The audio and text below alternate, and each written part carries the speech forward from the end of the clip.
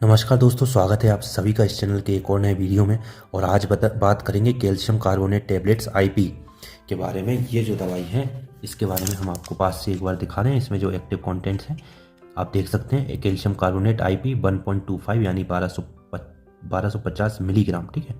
और elemental calcium 500 mg इसमें है। ये कैल्शियम की दवाई है, ऐसा ये पत्ता दिखता है। इस दवाई के बारे में बात करेंगे, कहाँ कहाँ इसका उपयोग लिया जाता है। कैल्शियम की ज़रूरत को तो पूरा करता ही है, और भी अन्य इसके उपयोग हैं, मैं आपको एक एक करके बताता हूँ।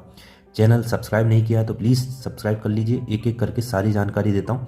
बहुत काम की दवाई है, महिलाओं में भी बहुत ज़्यादा दी जाती है, और जिनको हड्डी की समस्या है, ऑस्टियोपोरोसिस है, अर्थराइटिस है और गठिया है, उनमें भी ये दवाई दी जाती है। बहुत अनेक उपयोग हैं इसके, मैं एक एक करके आपको बताता हूँ। पहले बात करेंगे कि दवाई क्या है, what is the drug. Calcium carbonate दवाई है। इसमें मैं आपको बता दूं कैल्शियम सप्लीमेंट है ना। ये कैल्शियम कार्बोनेट एक कैल्शियम सप्लीमेंट है, जिसका उपयोग जो है शरीर में कैल्शियम की कमी को दूर करने के लिए, यानी कैल्शियम को कमी को पूरा करना है। हड्डी और दांत को मजबूत करने के लिए, हड्डियों को मजबूत करने के लिए।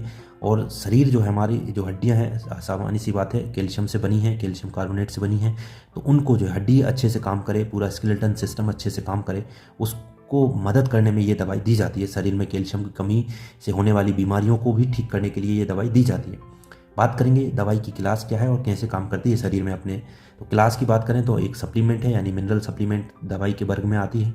कैसे काम करती है, तो कैल्शियम कार्बोनेट जो है शरीर में कैल्शियम के लेवल को बढ़ाता है। जिन लोगों में कैल्शियम की कमी रहती है उनको ये दवाई देते हैं। शरीर में हड्डी मजबूत करता है, हड्डियों की जो ग्रोथ है जल्दी से जल्दी ग्रोथ करे, डेवलप हों हड्डियाँ, उनमें मदद करता है। एसिडिटी में भी देते हैं दोस्तों। ये दवाई जो है एसिड को न्यूट्रल करने का काम करता है कैल्शियम कार्बोनेट, तो एसिडिटी में भी राहत देती है। बात करेंगे अब इसके उपयोग की ना, क्लास मैकेनिज्म और ब्रीफ इंट्रोडक्शन के बाद अपन बात करते हैं, एक एक उपयोग विस्तार से बताऊंगा। तो पहला तो उपयोग है कैल्शियम की कमी को दूर करने के लिए, यानी कि कैल्शियम की डेफिशिएंसी को दूर करने के लिए। जिन लोगों में कैल्शियम की कमी रहेगी उनको होगा क्या, वो भी हम बता दें आपको। जिन लोगों में कमी है कैल्शियम की, तो उनकी जो मसल्स है उनमें क्रैम्प आएंगे, यानी कि मसल्स में ऐंठन होगी, जकड़न या कड़कपन रहेगा, एकदम से क्रैम्प आएंगे तो मसल्स में ऐंठन यानी कि मसल क्रैम्प। हड्डी कमजोर रहेगी, जिन लोगों में कैल्शियम कमी रहेगी हड्डियों से आवाज़ आती है, उन लोगों में उठते बैठते या कोई कसरत कर रहे हैं तो कट कट या चट चट की आवाज़ आती है। जिन लोगों को कमी है उनमें ये नोटिस करा होगा उन्होंने। तो हड्डियों की कमजोरी यानी वीक बोन को दूर करने के लिए। थकान रहती है, जिन लोगों में कैल्शियम की कमी है फटीग महसूस करेंगे, थकावट महसूस करेंगे। दांत, नाखून और हड्डियाँ तीनों कमजोर रहेंगी, क्योंकि दांतों में भी कैल्शियम कार्बोनेट के ही बहुत इंपॉर्टेंट रोल होता है। नाखून में भी कैल्शियम होता है। कैल्शियम के स्तर को, कैल्शियम के लेवल को बढ़ाने में, कैल्शियम की कमी को दूर करने में ये दवाई दी जाती है। तो पहला है कैल्शियम की कमी को दूर करने में। लक्षण हमने आपको बताई दिए। ऑस्टियोपोरोसिस एक इंग्लिश में होता है। ऑस्टियोपोरोसिस अगर मैं हिंदी में कहूँ तो कमज़ोर हो जाती है हड्डियाँ, हड्डियाँ ब्रिटल हो जाती है, हड्डियाँ भंगुर होती हैं। तो जिन लोगों को ऑस्टियोपोरोसिस यानी हड्डी की कमजोरी की समस्याएं हैं, हड्डी टूटने, या ऐसे लोग भी हमने देखे हैं जिनकी हड्डियाँ बहुत जल्दी फ्रैक्चर हो जाती हैं। एक तो बाय बर्थ भी आती है कुछ बच्चों में, पर कुछ बड़े लोगों में भी, जैसे किसी का एक एक्सीडेंट होता है या कभी ऐसी घटना होती, गिरते हैं तो हड्डियों में फ्रैक्चर बहुत जल्दी आ जाते हैं। तो ऑस्टियोपोरोसिस उस स्थिति को कहते हैं इंग्लिश में। तो ये जो दवाई है हड्डियों में दर्द और हड्डियों में फ्रैक्चर के समय भी या दी जाती है। ऑस्टियोपोरोसिस की कंडीशन में भी ये दवाई दी जाती है। लक्षण भी हम आपको बताते चल रहे हैं। हाइपोकैल्सीमिया दोस्तों, हाइपो और हाइपर दो चीज़ होती है। हाइपो यानी कि किसी चीज़ की कमी, हाइपर यानी किसी चीज़ की अधिकता। तो हाइपोकैल्सीमिया यानी कि कैल्शियम की कमी। तो शरीर में कैल्शियम का स्तर, कैल्शियम के लेवल जिन लोगों में कमी है, आमतौर पर मैं आपको बता दूं कैल्शियम और विटामिन D3, ये जो दो चीज़ें होती हैं 90% लोगों में कमी होती है, ठीक है। तो कैल्शियम की कमी जिनमें रहेगी उनमें देते हैं। तो कैल्शियम की कमी जिन लोगों में रहेगी उनकी मसल्स में झंझनाहट रहेगी, मांसपेशियों में ऐंठन, मांसपेशियों में दर्द रहेगा, झुनझुनी आ जाती है उनको, झंझनाहट रहेगा, नमनेस, ऐसा टिंगलिंग जैसा रहेगा। तो हाइपोकैल्सीमिया यानी कि कैल्शियम की कमी को दूर करने के लिए ये दवाई दी जाती है। महिलाओं में आपने ध्यान दिया होगा, 3 महीने की बाद की प्रेगनेंसी के बाद जो महिला में सेकेंड ट्राइमेस्टर में जाती हैं, तो महिलाओं में ये जो सेलकॉल या विटामिन D3 के साथ में ये दवाई दी जाती है। तो गर्भवती और स्तनपान कराने वाली महिलाओं में कैल्शियम की कमी ना हो, कैल्शियम अच्छा से उनके शरीर को, ना केवल उनके शरीर के लिए, और जो बच्चा उनके भ्रूण मतलब फीटस जो है उसमें भी किसी प्रकार की कैल्शियम की कमी ना हो, तो उस समय ये दवाई दी जाती है। तो प्रेगनेंसी और लैक्टेशन यानी गर्भवती और स्तनपान कराने वाली महिलाओं को भी ये दवाई दी जाती है। जैसे मैंने आपको पहले बताया, एसिड रिफ्लक्स और हार्टबर्न यानी एसिडिटी और हार्टबर्न, जिन लोगों में ये जो है पेट में जो एसिड है ना उसको न्यूट्रल करने का काम करता है। इसका काम भी मैं आपको न्यूट्रल करेगा, जो एसिड बन रहा है उसको कम नहीं करेगा, जो एसिड बन चुका है उसको न्यूट्रल कर देगा, यानी कि एसिड को बेस में बनाने की मदद करेगा। तो एसिडिटी से ये राहत देने की काम करता है। रिकेट्स और ऑस्टियोमलेशिया आपने भी बचपन में पढ़ा होगा, अगर आप साइंस बैकग्राउंड से रहे हैं, वैसे भी 12th तक तो पढ़ाते हैं। विटामिन डी की कमी से और विटामिन और कैल्शियम की कमी से हड्डियों की रोग होता है रिकेट्स, इसको इंग्लिश में बोलते हैं ऑस्टियोमलेशिया।